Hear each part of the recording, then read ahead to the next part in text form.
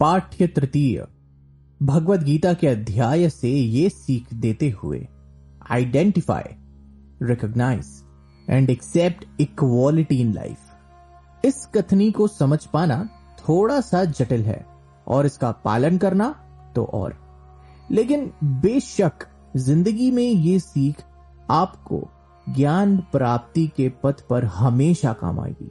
जहां बात होगी नॉलेज अचीव करने की।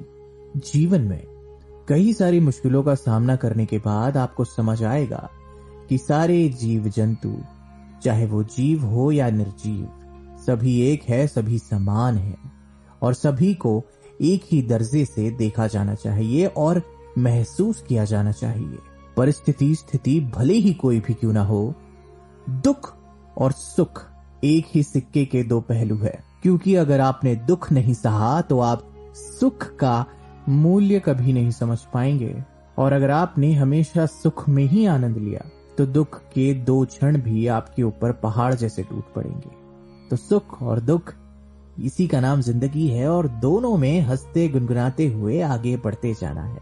हमारे देश के अपने भारतीय क्रांतिकारी एक छोटे से समय में अपने जीवन के सबसे दर्दनाक और दुखद लम्हे को भी सबसे खुशनुमा और सबसे गौरव से भरा हुआ लम्हा मानकर अपने फांसी के फंदे को देखकर मुस्कुराते हुए हंसते हंसते तख्ते पर चल दिए और शहादत को प्राप्त हुए।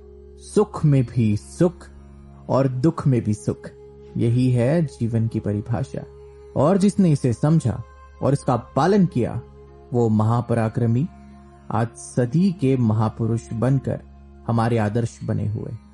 शरीर मरता है, आत्मा नहीं, विचार नहीं, वो अमर है और यही परम सत्य है।